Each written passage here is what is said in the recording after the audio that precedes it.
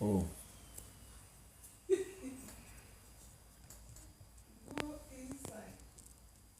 Maybe go inside the car.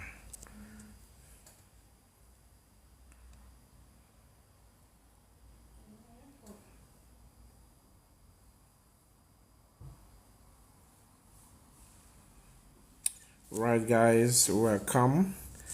Welcome to the channel. We're going to look through some chemistry papers AQA. So we are starting our exam series where we're going to revise some papers here. And we are doing this to help those who are about to write their GCSE. So here we go. We're going to look at that chemistry paper. So you can join. Janelle, I see you.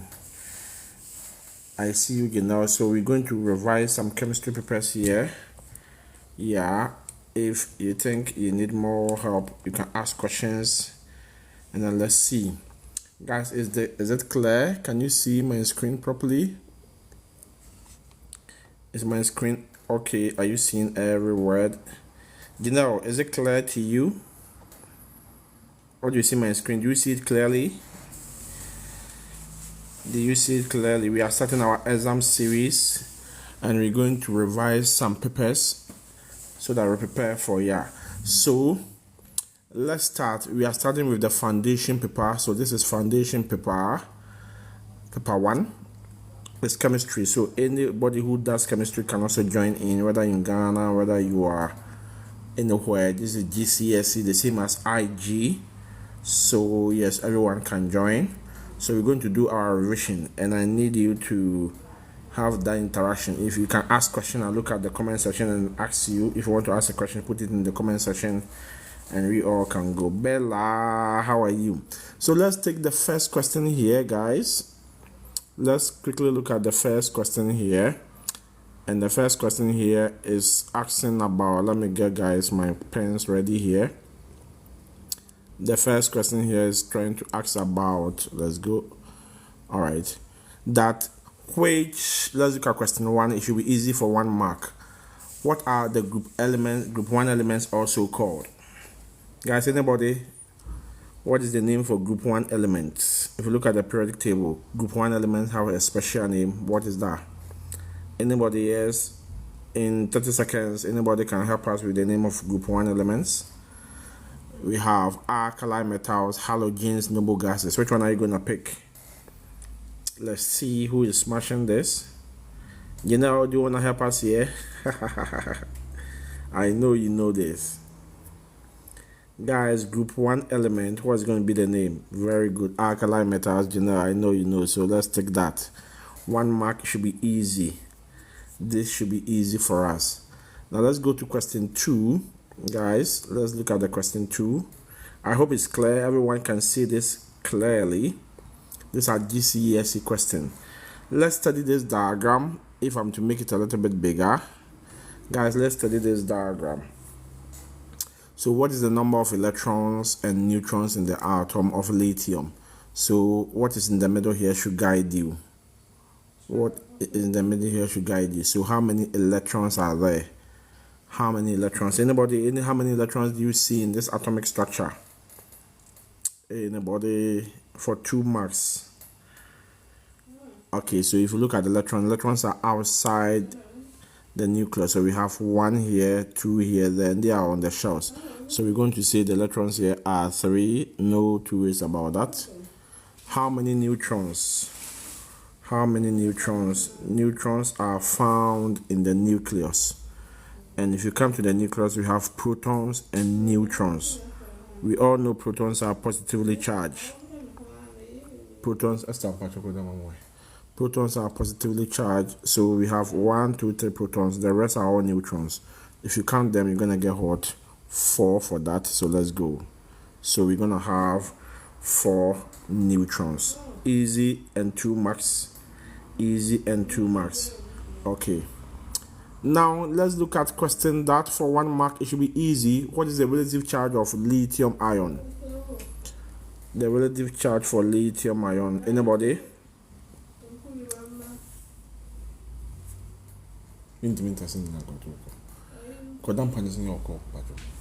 Negative charge for lithium ion. Anybody?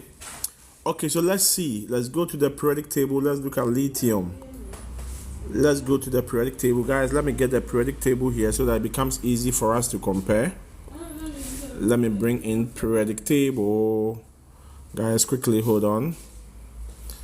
So let's go periodic table so that we can all look at that. Alright, so periodic table. Let me get the periodic table so that it can assist us here. Periodic table, AQA. Let me get that of the AQA. Alright, so here we go for periodic table. Let's see which one is going to be easy for us. Right, so let's see. Alright, let me make it bigger. Right, so let's look at lithium. Lithium is right there. Lithium is right there, 7,3, so it means it has atomic number of 3. Okay, so now let's go back here. If lithium has atomic number of 3, so we can see Li, and then here is 3. It means the first shell, if I'm to draw the structure for lithium, of course, it's even here. So lithium has to lose only 1 electron to become stable, and therefore when you lose 1, you get a charge of +1. Guys, is that clear? Janelle, I see you. I know this girl. She's just a smart girl. I know. I taught you well. Right, let's look at this. Let's look at this. So let's look at it. It should be easy for us. Lithium is heated and then cooled. Let's look at the stages. So we have lithium solid state. Guys, take note of that. Solid. Then it became liquid. Then it became solid again. So what process is stage 1? Anybody? What process is stage 1? Guys, keep tapping, let's go. What process will be stage 1? To change from solid to liquid. What is that going to be? Solid to liquid, Anybody? Solid to liquid. Let me give you 10 seconds. Just put the answer in the chat room. Let's see. Solid to liquid. What process will change lithium from the solid state to the liquid state? Anybody? Okay, so here we go. It's gonna be hot, melting. So stage 1, let's draw the line that it melts it from solid to liquid. All right. Then liquid comes back to solid. Liquid comes back to solid. So what is that going to be?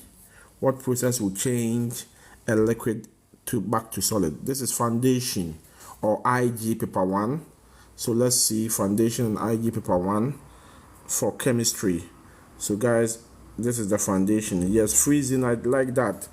Chadak, you are smart guy. So freezing will change it back. So this is 2, an easy mark for us.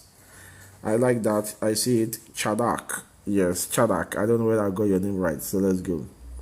Now let's see this. Let's look at this here. What is it saying? Represents the melting point of group 1. This is representing the melting point for group 1. So what are they? What do they want us to do? Remember, there's nothing on lithium. Maybe they'll ask a question. So what is the melting point for cesium? We have to read the melting point for cesium, guys. Let me make that part bigger so that you can see. Anybody? What is going to be the melting point for cesium? Caitlin, I see you, Caitlin.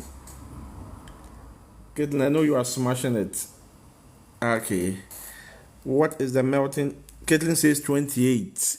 Let's see. Come on. Anybody with a different answer?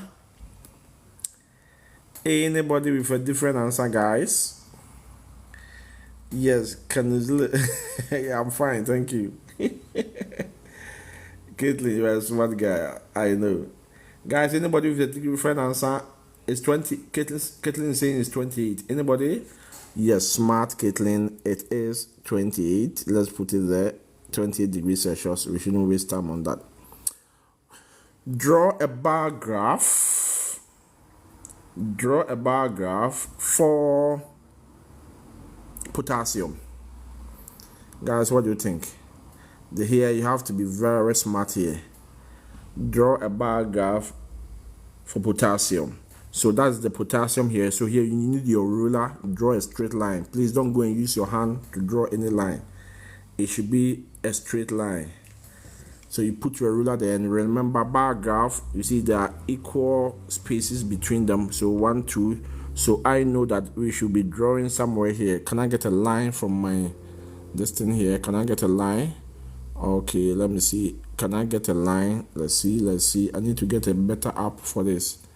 Okay, let me try and use this. So 1, 2. So I also leave 1, 2. So our line should go over that here. Pardon me. And where should we end? Where should we end? Anything between 63. 1, 2. So here, somewhere here, 63, 64 is fine. There, about. So then you can shade it. Guys, I'm using my hand, but you have to use your ruler nicely to draw this.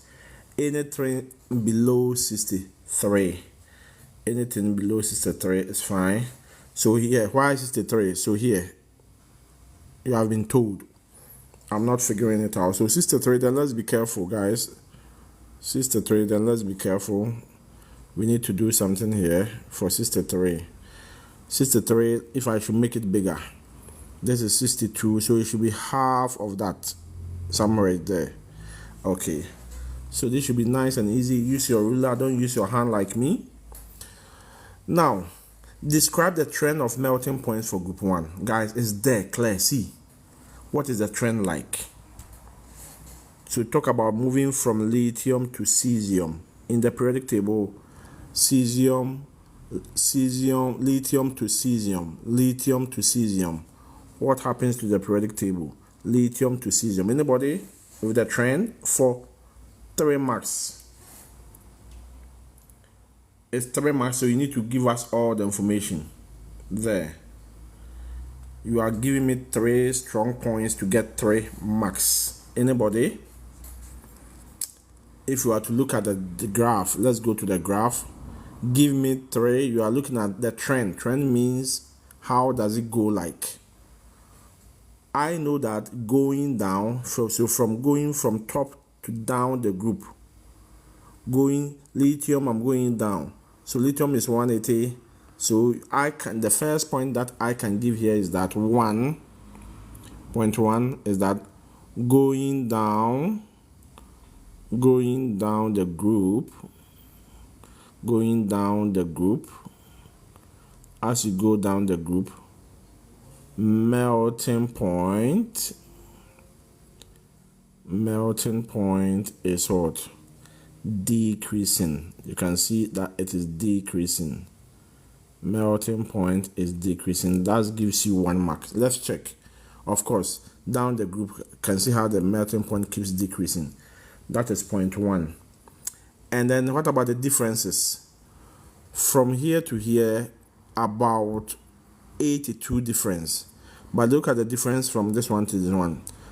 It's about 100 to 60. It gets to like 40 difference. And here, so the differences get smaller. So 0.2, the differences between them, that's the differences in melting point, get smaller. The differences get smaller. I'm going to take that again. That the differences in melting point is getting smaller. Why am I saying that? Look at the difference here. 180, it came right to 98. Almost 82 difference between from here to there. But check this one here. The difference is here was 98 and that one was 63. 98, 63 is about 35 difference. So from 82 it comes to 35 difference, and from here to here, even when you check here, it's about 10 difference. So that's why I'm saying that the differences is getting smaller. The difference in the boiling point is getting smaller. And the third point that I can top is that there was a largest drop in the between the first two. You are giving me enough point to win your 3 marks. You are giving me enough point to win your 3 marks. Zoe, I see you. So the greatest difference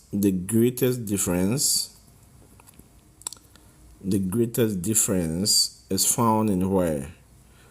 The greatest difference is between lithium and sodium. It was found between lithium and sodium, Na. All right, let me make this one a little bit bigger. So that you can see here clearly. I'm trying to get my annotations bigger so that if I'm writing, you can see it properly, guys. All right. Okay, so let's see. Right, guys, let's go. The boiling point of sodium is 883 degrees Celsius. What state is sodium as 153? This should be easy. Anybody? This should be easy. That it has to get to 883 before sodium will change from liquid to gas. That's boiling. It will boil. So it will change from liquid to gas. So at 150, what is going to be the state of sodium? Anybody? At 150, what is going to be? Zoe, I see you. Thank you for sharing the likes, Zoe. My good friend Zoe. Okay, guys, let's go. Anybody? What is going to be the state for sodium at 150? This is IG and then GCSE Chemistry Foundation. To start, we are starting the preparation for revision for June exams coming up. So those who are IG students, those who are GCSE students, yes, this is a good revision for you. Guys, what do you think? It is going to boil at 883. Boiling will change it from liquid to gas. So at 150, it will still be in the hot. It is still going to be in the liquid state. Let's go. At 150, it's still gonna be in the liquid state. I hope that is clear. Okay. All right. So let's go. Now this is a good question here. Everybody study the diagram, and let's see.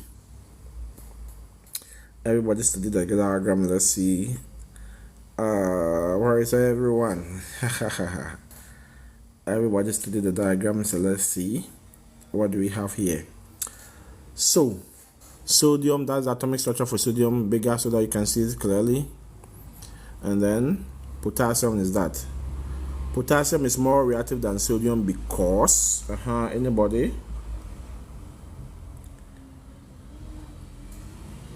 Because potassium can easily loses an electron. Anybody with an explanation to this? It can easily lose an electron for 1 mark.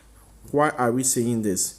Because potassium has a larger structure and more shells.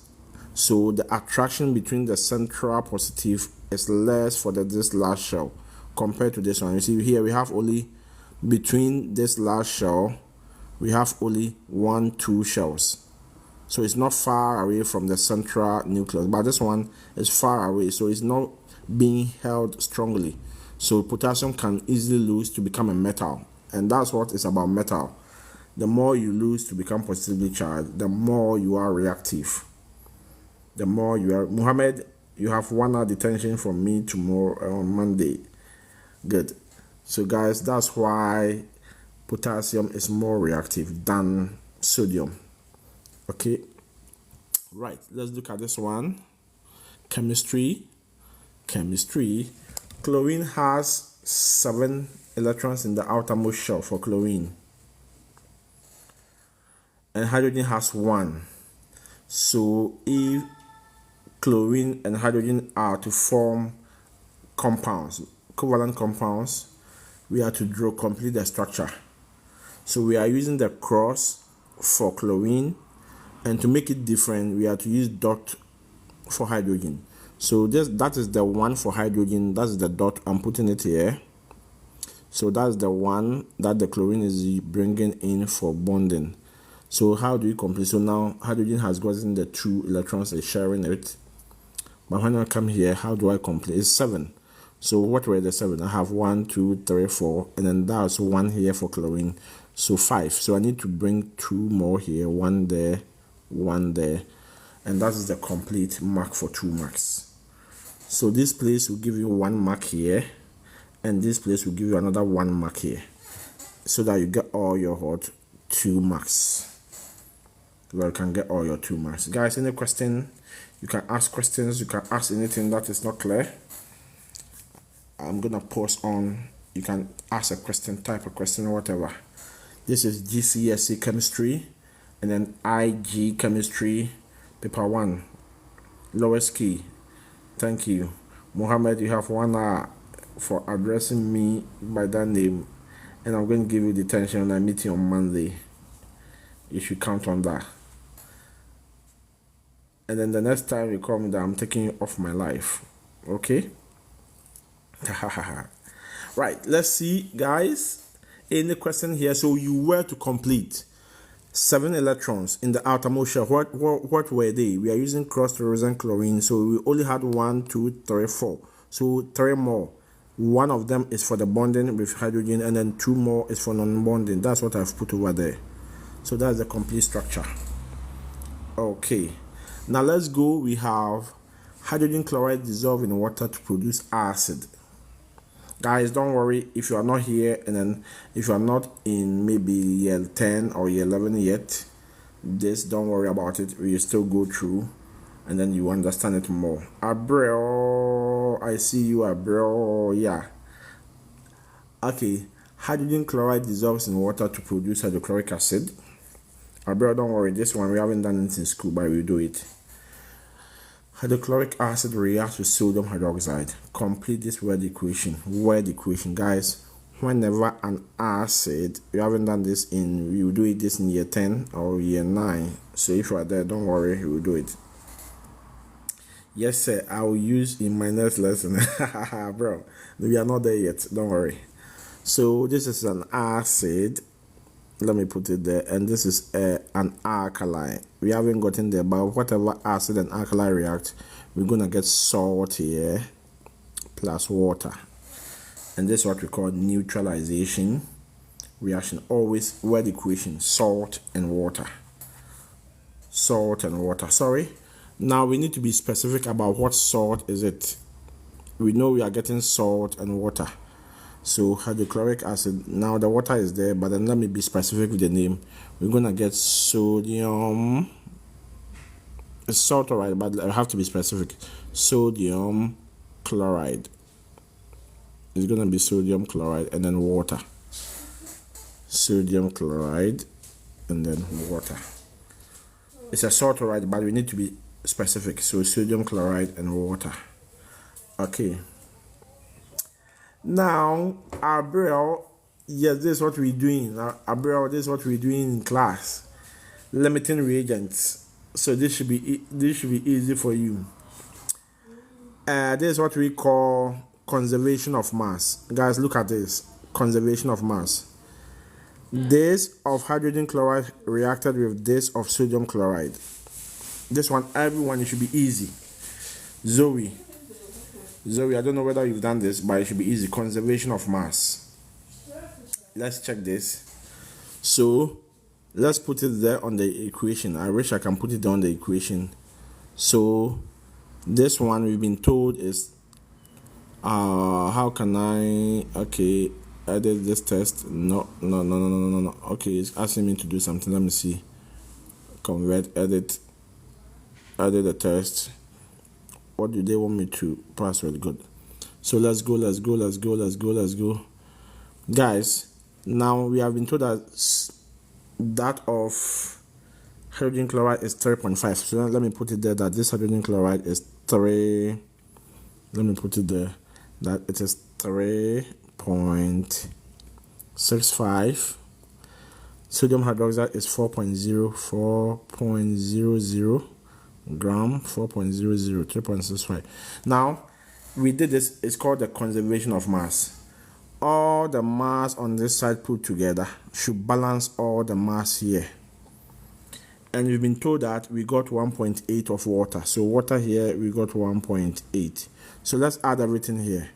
Everything here gives me 7.65. At the end of the reaction, even though I have formed something different, but the mass should still be the same for me. The mass should still be the same. So here's 8 point that. What do I need to do for the mass of the sodium chloride? It is already, I have 8.8 out of the 7. So it's just 7.65 take away 1.80. So because it should balance whatever mass here. I should also get the same mass here, but already I have 1.8 for the water, and so that's where I need to subtract and to follow the what we call the law of conservation of mass. The mass must be the same. So if I take it out, what am I getting? I'm getting 5.85. So that's the mass for that. So I just need to put there that I'm going to get 5.85 gram. And I hope it's clear. You understand what I'm saying here. Conservation of mass, this and this on the reactant side should balance, should be conserved. The mass shouldn't go down. The mass shouldn't come up. It should be the same. The mass should be the same. So on the reactant side, I have 3.6 for hydrogen chloride, 4.0 for sodium. Putting it together, I got 7.65 gram total. This total must be the same also on the product side, even though I have formed different products. Guys, if you want a question, you can put it in the chat room. I can see it and then address it for you. So it should be the same mass. So I need to get also 7.6 here, but already 1.8 is here. So let me take it from the 7.6. How much is left for the sodium chloride? 5.5. 1 mark. It should be easy. Right. Now this is a reading on the thermometer for 1 easy mark chemistry. What value do you think it is? Anybody? Anybody? What value do you think it is? What do you think is the mass? What do you think is going to be the readings here? Let me make this one bigger so that everyone is seeing this. Yeah, so what's going to be the readings here? Anybody? What is the reading on the thermometer? Anybody? Any idea? We are just to read that. If you know the answer, put it in the chat room. Let's see. In the comment section, let's go. Anybody? Okay, so that's 17. 17.2, 17.4, 17.6, 17.8, then goes to 18. So this value here is, simply put, we're going to have 17.6 degrees Celsius. It should be nice and easy for us here. It should be nice and easy. All right. GCSE exams, IG exams, chemistry, all the ideas are the same, but just different exam boards. So if you are a lover of chemistry, you are preparing for your exams, or you want to understand the concept, you are welcome to this channel. We're going to revise until May, June, where we are writing our IG or writing our GCSE. In the reaction, the temperature increases. What type of reaction when the temperature increases? Guys, this one, when temperature increases, what name do we give to this reaction? Everybody, let's go. Quadro MP, you are welcome. Chemistry, integrated science. Yes, this is going to help you. Chemistry and integrated science. Alright, if you are in UK, it is GCSE. If you are in Ghana, we call it the IGCSE chemistry. Alright, any reaction where at the end of the day the temperature increases. Anybody, what name do you give to that reaction? What name shall we give to that reaction, guys? A reaction in which the temperature increases after the reaction. Anybody? Let me start it for you. We have X. It starts with E. I have started it for you. It starts with E. Anybody? Anybody? Okay, we shall call this the exothermic reaction. Exothermic reaction. So any reaction that is going to give out heat energy. Exothermic. And so if it's exothermic, it gives out energy. For example, let's say this is a container.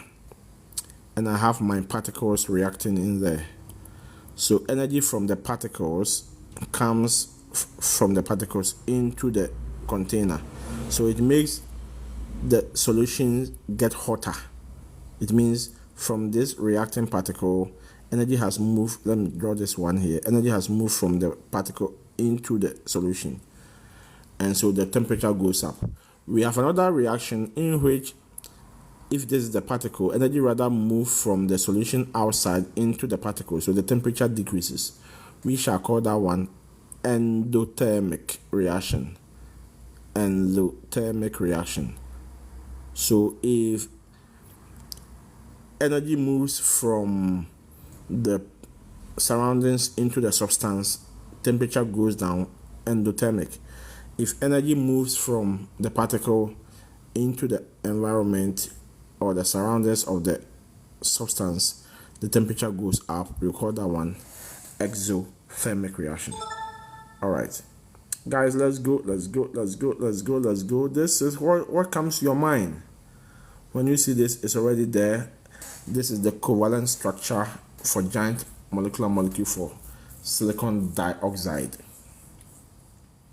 Yeah, so as I already said, the type of bonding here is called giant covalent. Guys, remember, we have simple covalent, we have giant covalent, we have ionic, simple ionic, and we have giant ionic. So take note, but this one will form a giant structure, so we shall call it giant covalent bonding. Right, let's go. Each oxygen atom forms 2 bonds. What is the number of bonds formed by each silicon atom? So let's go check. How many bonds, if this is silicon, how many bonds surrounds it? 1, 2, 3, 4. So you just tell me that it's what? 4 bonds. 4 bonds. 4 bonds surrounds every silicon atom. Let's check this one, which is complete. I have 1 here, I have 2 here, I have 3 here, I have 4 here. So it should be easy for us. Right. So 4 bonds. Yes, when you see this, then the fullerenes are present in the house. When you see this is the fullerene. All right. Now, what can you see? If you look at this structure, choose one. Fullerene structure is based on, so what are you going to say, guys? This one is there. You can see it clearly. What are you going to say? What will you say for fullerenes? What are you going to say? All right, so let's count one side. 1, 2, 3, 4, 5, 6. So this is a hexagon. So the structure of fullerene is based on what? Hexagonal. 6 sides. Hexagon. Every unit has 6 sides if you count. Let's go. 1, 2, 3, 4, 5, and then what? 6. So we shall call that hexagonal. All right. Complete that structure here. Guys, let me quickly have a look at something. Did we do question 2.6? Let's see, 2.6. Question number 2.6. Hold on. Oh, we skip a question. What ions are present in sodium hydroxide? It is sodium plus and then OH minus. Sorry for skipping that. So that's the compound NaOH. If you break it down into ions, you get sodium plus ions and OH minus ions. So for 2 marks, it should be nice and easy. It should be nice and easy here. All right, so let's go on. Let's continue and go on. All right. Choose the right answer in the box. Fullerene molecule shown is made from, please, it is one of the allotropes of carbon. So it is made from only carbon. Now, when I say allotropes, existence of a certain substance made up of this same atoms but in different forms. So let's look at all the allotropes of carbon as a way of revision. Allotropes, you can check it out what an allotrope is. Made up of the same substance, carbon, but they exist in different form. They are One of them, we have what we call diamond. Diamond is made up of only carbons, but the arrangement is different. We also have what we call graphite. Graphite is also all made up of carbon, but the arrangement is different if you compare to the arrangement in diamond. We have what we call the fullerenes. The fullerenes, that's what you saw in this picture here. They are all carbon. Every unit is only carbon which have been bonded together, fullerene, and which are called them allotropes. They are all allotropes. Yeah, Ima, I see you. How are you? Steven. Okay. What is a fullerene molecule? What is the fullerene molecule used for? Yes, guys, we use it for, if you look at it here, fullerene is now one of the most widely used substances in the world, in the world of electronics. You can check more on that. So we use it a lot in the world of Mihaela. Girl, I miss you guys. Queenie, how are you? Mihaela, come on. Okay, so let's see. Fullerene is used in most electronic now in our world. One of the new inventors. Okay, let's go. What atoms hold these polymer chains together? What atom is holding this polymer chain together? Of course, and always, it is covalent bonds. They are all covalent bonds here once again. Queenie, how's the baby? Come on. One of these days we need to talk to catch up old times, right? What are friends for? Come on. One of these days we need to talk. We need to tell our stories, right? Way from Dubai and Saudi. Right, let's go. Complete the sentence. In figure A, the polymer chains are held together by, what are you going to say? Now, the chains. You see, in between, now this is one atom, this is one atom. This bond holding them is covalent. That one, there's no two ways about that. But then between one chain to one chain, what holds them together for the polymer is this. We call that one the intermolecular bond. So intermolecule. So this is a molecule, this is a molecule. So what put them together is called intermolecule. It makes sense. Intermolecular bond. Intermolecular bond for 1 mark. Yes, let's come to metals. Let's come to metals, guys. Oh, what I've been looking for, we're all here this time around. Come on. Okay, so let's go to metals. Number of magnesium atoms in the alloy. Guys, this question is for foundation. Guys, you should get your 5 marks easily. For foundations or IG, you should get your 5 or you should get your B's easily in chemistry.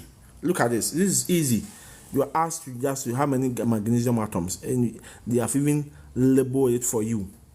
So quickly, let's do the counting. Everybody, in the chat room, how many magnesium atoms do you see here? If you count, let's go.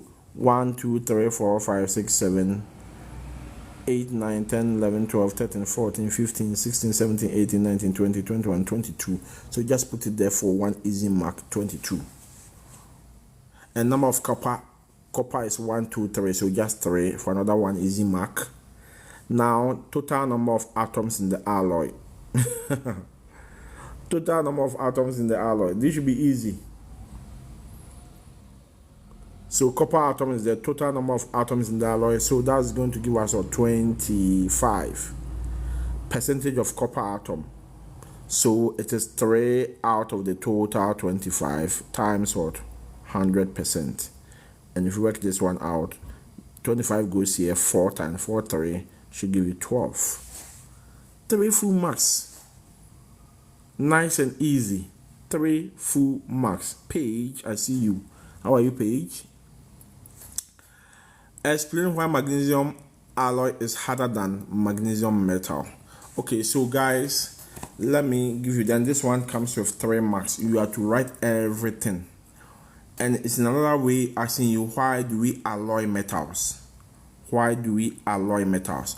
when you alloy the metals, they become harder because you've mixed them with other metals. So number one, what you have to say is that alloy metals are harder. They are harder. Alloy metals are harder than the pure metal. For example, let me give you an example here. Aluminium is used in making aeroplane body. But if we are to use aluminium alone, the plane will break into two because pure aluminium is not so hard. But when we add other metals to it to get duralumin, it's the hardest, and now we use it to make the aeroplane body, and the aeroplane with all the forces acting on it and all the speed on it, it never breaks into two. So alloyed metal, number one reason is that alloyed metals are harder than their pure metals. And then number two, you can also say that when you alloy the metals, it distorts the structure of the pure metal. It distorts the structure of the pure metals. So another way, that's why it makes it harder. Because you can say that different atoms, in this case copper, has been mixed with what? Aluminium, and therefore it has distorted that nice layer of aluminium, making it more harder. And three, because of that, the layers in aluminium cannot easily slide. The layers cannot easily slide, and so it is harder now. It's harder. Different atoms, into bracket, what is the different atom here? Copper has been mixed with the aluminium, and so it has distorted the atomic structure. The layers cannot easily slide, and therefore it has become harder. Okay, it has become very hard. Right, guys, we're going to some reactivity, magnesium and oxygen to produce magnesium oxide. We have to balance this equation. I know a lot of you here knows balancing of equation. What do you think? Balancing of equation. Yes, this welcome. If you are here, welcome to the GCSE. We are preparing ourselves for June GCSE exams in science. I'll be taking through revision in biology, chemistry, and physics. If you are in Ghana, you shall call it the IGCSE. If you are in UK here, you call it the GCSE exams. I know a lot of countries around also run the GCSE. Alright, so now we have to balance this. Now, balancing this equation, what does it mean? These two affects magnesium and oxygen. So if magnesium is 2, what do I do to balance this? Why not put just 2 here, and I'm done. So nice and easy for 1 mark. So magnesium is 2 on this side of the reaction. Magnesium is 2, oxygen is 2. Magnesium is also 2 here, oxygen is also 2 here. Finish and done. Suggest one safety precaution that should be taken when heating magnesium with oxygen. Guys, you should be very careful with this because magnesium is more reactive. Magnesium is a reactive metal, so even in the lab we keep it under paraffin oil, and when it reacts with oxygen, it gives out sparks of fire. Guys, listen to me carefully. Magnesium is very reactive. Even in the lab we keep it under paraffin oil so that water and air cannot get to it. And so when you bring it out and it's a reaction with oxygen, you have to be very careful. Number one, safety measures is that you have to wear goggles in case there's some splash, it doesn't get to your eyes. So always make sure that you are wearing goggles. And then also burns with a bright flames. It burns with a bright flame. So if you are to give one more point, do not look. Come on, I think I need to clean this a little bit here. hold on guys. So number one, you have to tell me that wear protective goggles. It's fine. And two, do not look directly into the burning magnesium. Do not look into the burning magnesium. Do not look directly into it. Anyone will give you 1 mark. Calculate the relative formula mass of magnesium fluoride. This should be easy. So Mr for magnesium fluoride is MgF2. Let's go MgF2. So let me put my 2 here. Now let's go. How many magnesium do I see? 1. So I have 1 times 24 for magnesium plus fluorine is just 2. So I'm gonna do 2 times 19 for fluorine. So I'm gonna have 24 plus 2 times 19 gives me 38. Adding everything together, what am I supposed to get? 24 plus this gives me what? 62. 62. It gives me 62. This should be very easy for us. 62. Anybody? Yes. Any question? You want to ask a question? Your boss. So it should be easy for 2 marks here. Explain why no product is formed when magnesium and argon are heated. This question very nice. Anybody with an idea? Why is that when I put magnesium and argon together, I don't get anything? Queen. My good friend Queen. Now you don't know me again. You are showing me Sakara, right? Thank you for liking the live. I'm having my online lesson. Call me so that we talk. Right. I'm happy to see you around anyway. Let's go. Why is it that when magnesium and argon are heated together, we don't see anything? Why is that we don't see anything? Because of the fact that argon has fully filled outermost shell. It has a fully filled outer shell, so it doesn't react. So that's one point in. Or you can also say that it has 8 electrons in the outermost shell. It has 8 electrons in the outer shell. All this reason is explaining why it doesn't react with magnesium. And because of that, 3 for your you can also add that it is stable. Argon is stable. Yes, magnesium can react, but then the one that is going to react with it is stable, so it doesn't react with it. So any 2 points here can give you the 2 marks, which is fine. Okay, here we go with the reactivity series. Queen, I'll talk to you, don't worry. Most reactive. So I have element D. They have seen that there's a certain metal they are calling D. Take note of it. Another metal they are calling E. Okay, so here comes the question. What do they want us to? Yeah, so now if we are extracting a metal which is more reactive, what should we do?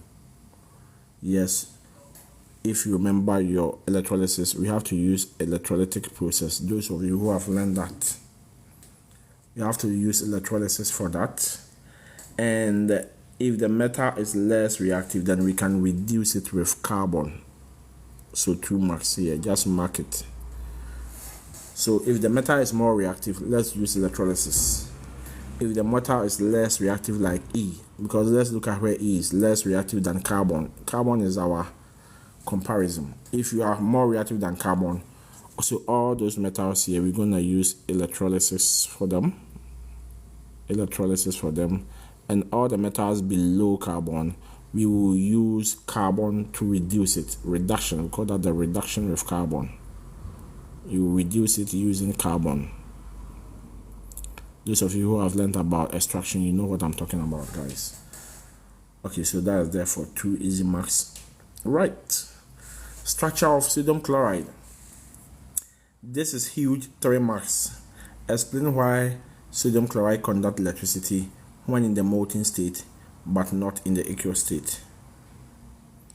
This is a practical question. This is a practical question. We are almost finishing, guys. Let's see how many questions. Yeah, we are almost finishing. All right, yes, we'll get there very soon, don't worry. And then we can see we are finished with paper 1. So the next time when I meet you, we look at paper 2. All right, explain why sodium chloride conducts electricity in the molten state, not in the solid state. Anybody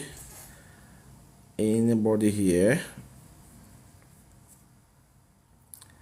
Anybody here? Okay, number 1, we can see that in the molten state, the ions in sodium chloride are free. So sodium ions and chlorine ions are free. They are free in the molten state. Guys, if I say molten, I mean it has melted. So whether the ions are free, and when the ions are free, what does that mean? And so it means that they can move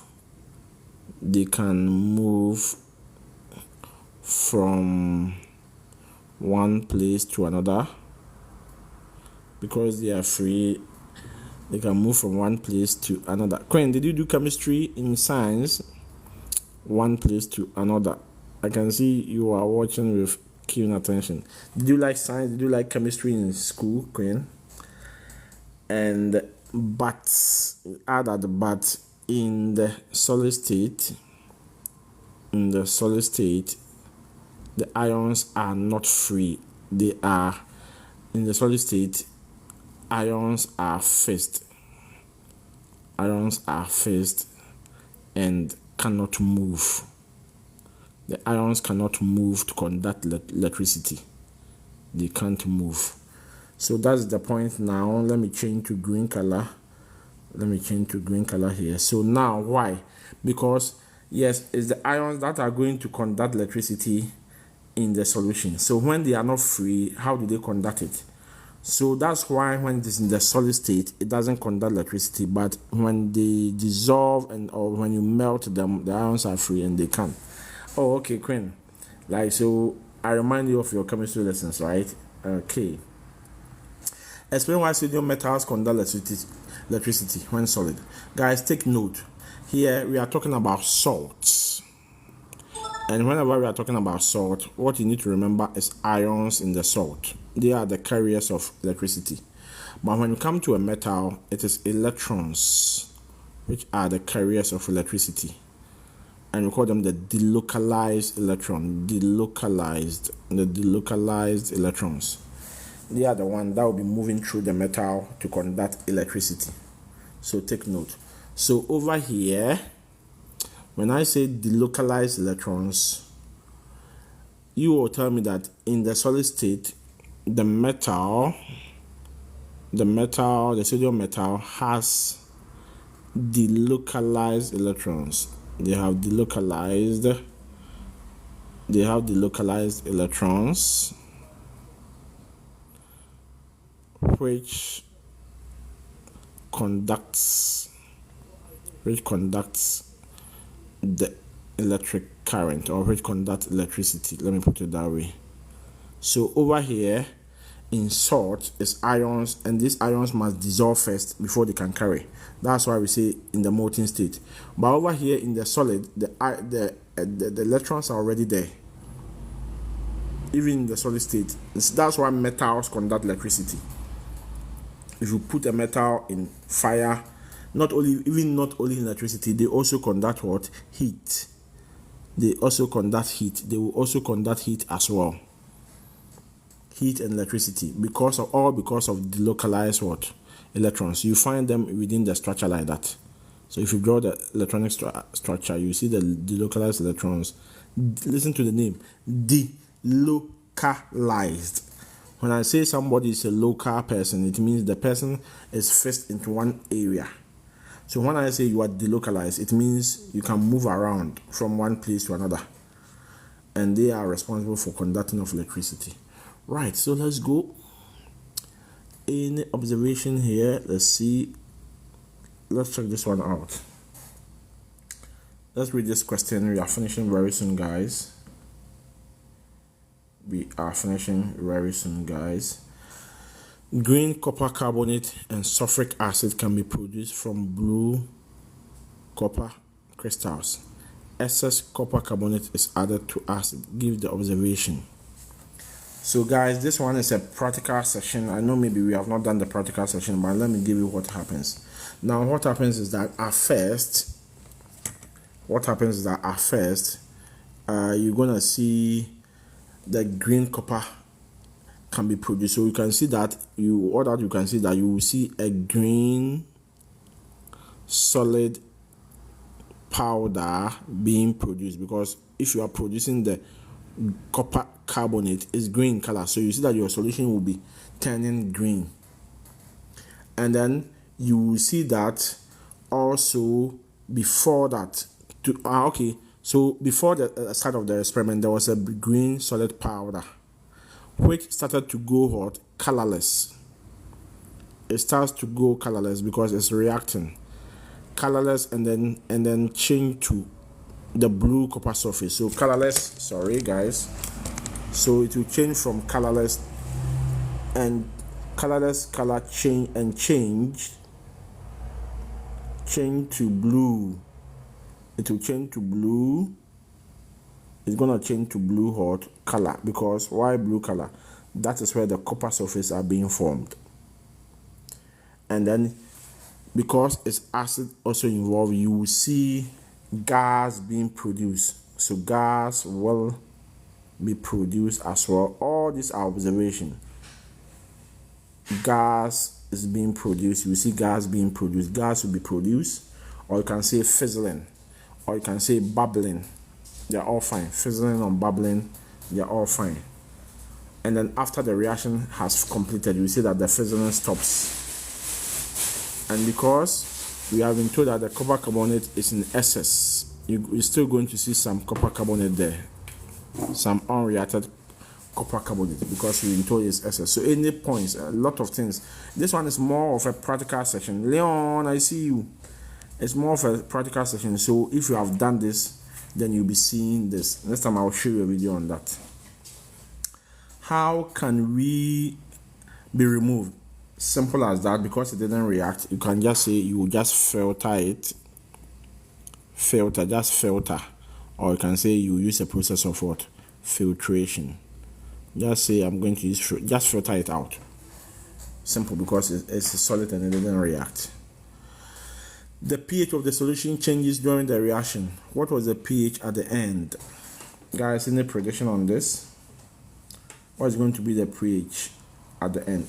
This is a form of neutralization reaction. So let's go on. Before we started, it was sulfuric acid, which will get a pH of between 1 and 7. But now, because it has reacted and produced salt, we should expect a neutral pH of 7. We should expect a neutral pH of 7. Guys, we are revising for our GCSE. Leon, yes, I see RSSC. Who is that? RAS. Okay, calcium copper carbonate and react to produce copper sulfate. What type of reaction is this? Guys, when this, look at it. This one is copper carbonate, sulfuric acid. There's going to be neutralization. There's going to be some form of neutralization. So we shall call this neutralization reaction. Guys, hold on, I'm coming. So we shall call this neutralization reaction. Alright, so we shall call this neutralization reaction. So neutralization reaction, because acid will be neutralized. Okay, almost finishing, guys. We are almost finishing. Okay, we are almost finishing, guys. Yes, and the dusty. Guys, let's study this. Temperature against mass of ammonium nitrate that can dissolve in water. So you realize that as the temperature is increasing, as the temperature is increasing, the mass is also increasing. The mass of ammonium that can dissolve in the water is also increasing. So if you look at that trend, if you can see that trend, so if you can see that trend, we are finishing, guys. Let's go.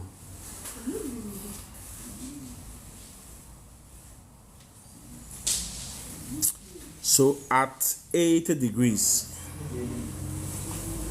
the students cooled it from 100 degrees to 8. From a student cools 100 cm cube of solution from 80 to 20, and it produced some crystals. So below 20, crystals were produced. Determine the mass of the nitrate that crystallized on cooling. So now we want how much mass was produced. Let's go. So let's go trace from 80 to 20. So 80 is here. You draw a line around the 80 line, and we cool it to 20. We draw a line. Then you trace it here to the mass. Here is around 32. Then you trace this one also. This one gives you 84. Then you find the difference.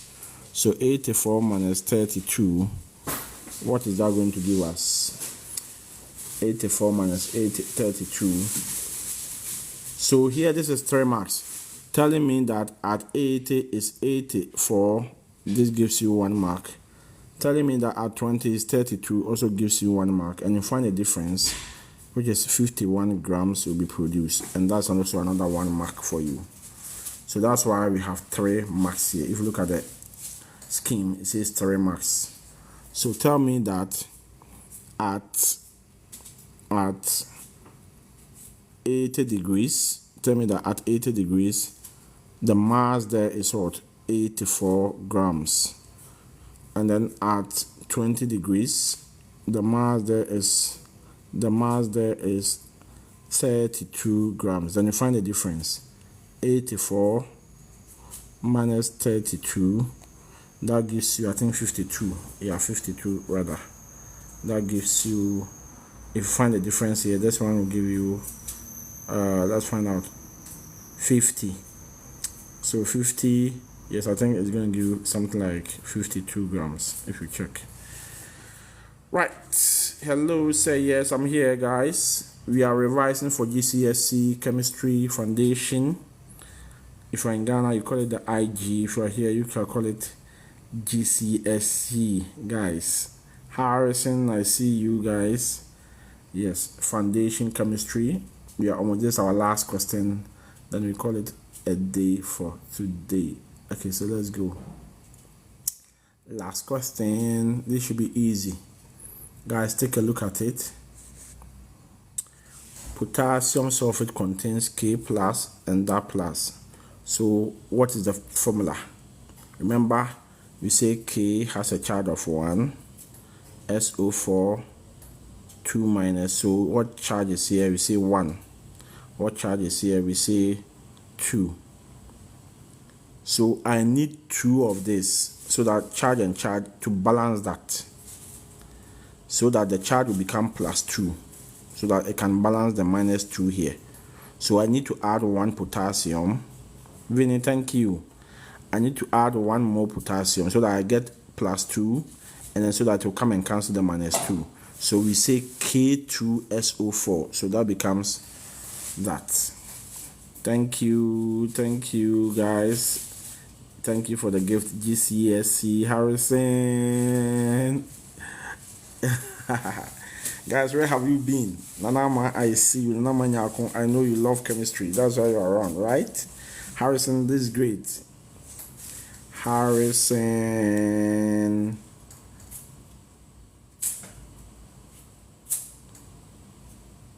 Harrison, thank you for the gift.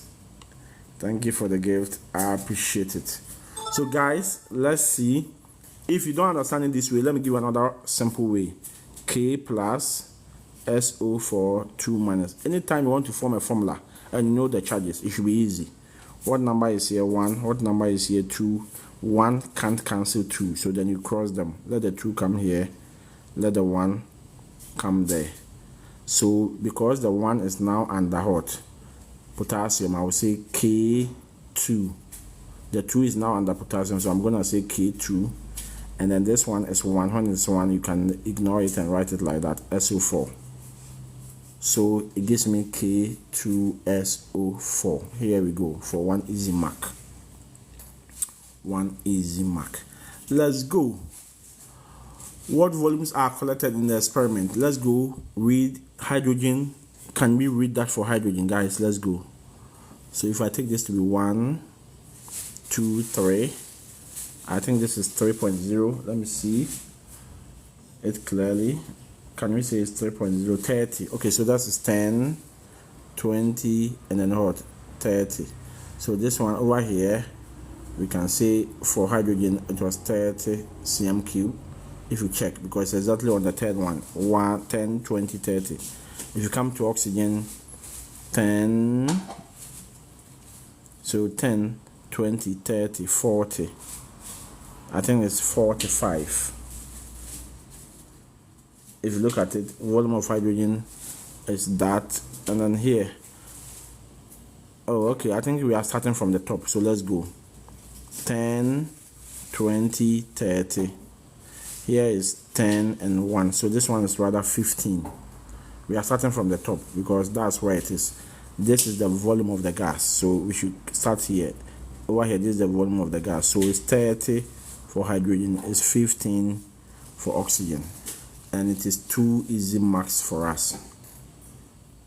2 easy marks for us. Right. Explain how the volume of gases collected support the hypothesis. Yes, this one should be easy for you. So we just say that now collect the volume gas collected in the experiment in the same ratio as hydrogen atoms and oxygen atoms. Okay, so oxygen is 1, hydrogen is what? 2. Of course, because we got 30 here and we got 15 here, which is, if you break it down, it's in the ratio of 1 is to what? 2. So the volume supports the ratio. So what I would say, the ratio of the volume supports the ratio 2 is to 1. And it's the same as the formula H2O. 2 hydrogens, 1 oxygen. So that should give you the answer there. Okay, let's go. The volume of oxygen collected in experiment 4R. The mean for this experiment is 9. What is the uncertainty? What is the uncertainty? So the uncertainty here is, if you look at it, if I'm getting 9, it means it is plus or minus 3. Plus or minus 3. So why am I saying that? The uncertainty is the range of experiment. Is the range.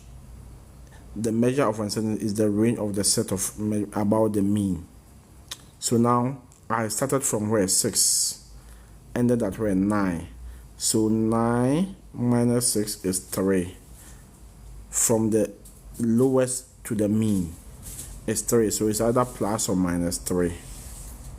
So that's why we say the uncertainty is plus or minus 3. It's plus or minus 3. Right. Last one, the potassium has a mass of that dissolved in that. We should calculate what the mass of potassium dissolved in that. So here is a simple kind of analogy. This is a simple analogy that 25 cm cube was able to dissolve 0.86 gram for me. So 1 dm cube, if I change it to cm cube, is 1000. Guys, take note that 1000 cm cube equals 1 dm cube. The unit have to be the same. That's why I'm changing to cm cube so that I can compare. So if 25 cm cube gave me this mass, then 1000 is going to give me what? Simple ratio, 1000 cm cube over 25 cm cube times 0.86. So centimeter cube cancels. This one was just a ratio to give you, and that if you multiply, you are supposed to get something like 34.4 gram for 3 easy marks. For 3 easy marks. It's a simple ratio here that 25 cm cube of water was able to dissolve this amount.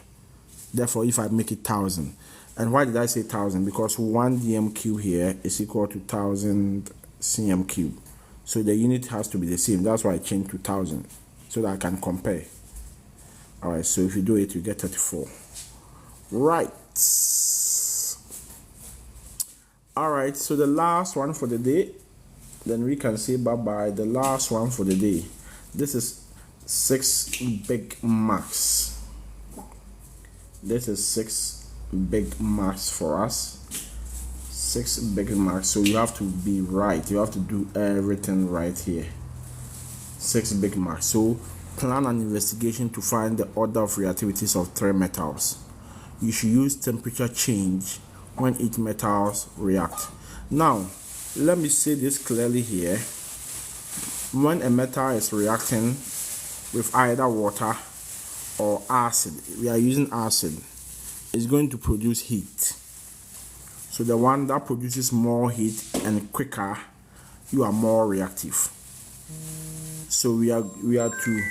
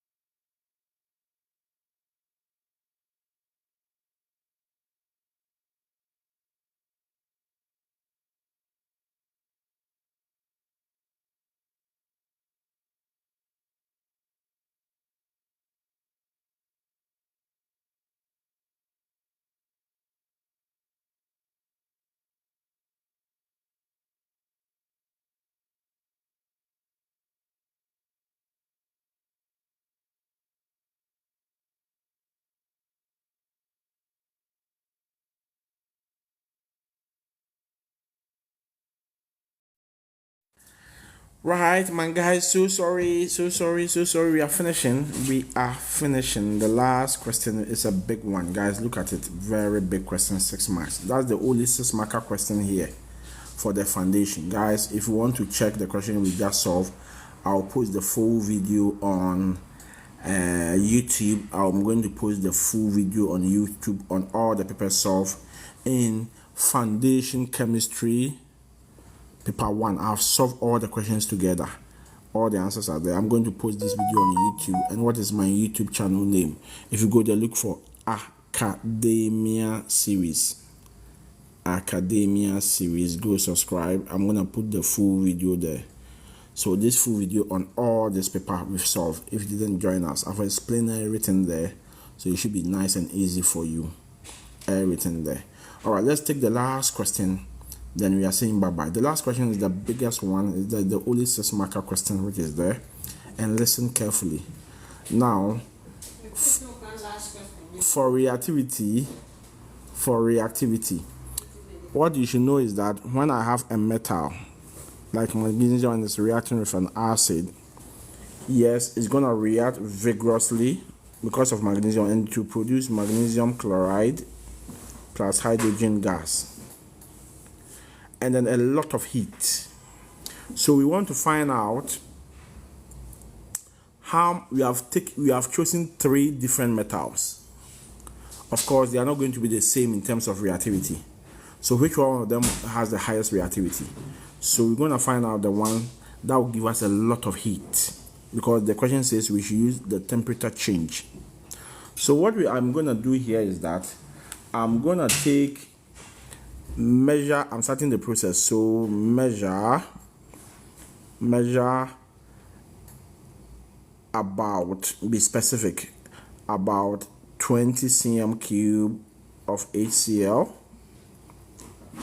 and then into a container or into a beaker and record the initial temperature and record. So you record the initial temperature of this acid.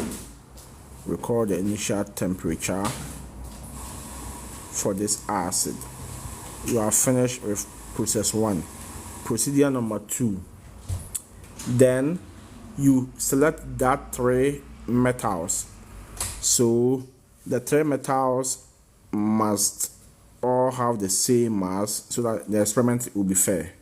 So the metals, that's the 3 metals that you have selected, the 3 metals should have the same, they should have the same hot mass to make the experiment fair.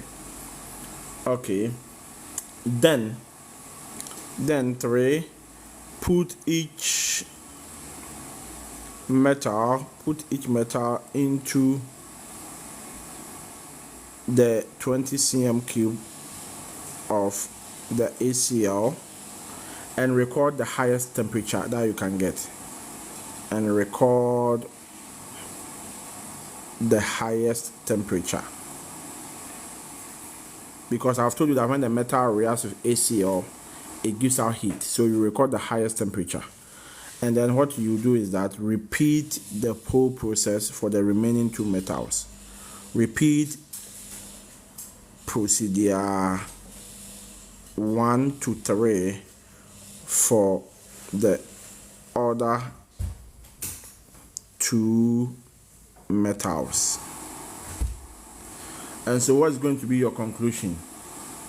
The one that gave you the highest temperature is the most reactive, followed by the one that gave you the next temperature change. Of course, you're going to calculate the temperature change. So let me say calculate the temperature change for each metal, and then the temperature change, use it to what? Rate the reactivity series. The one that gives you the highest change will be the most reactive, followed by the next, and then the one that gives you the least will give you the least reactive. Right, guys, we shall continue next week with paper 2, chemistry. If there's a paper you want me to revise, we'll go on with biology and physics. If there's a paper you want us to revise, just send me a message on my DM and then I'll prepare on that. See you and bye bye.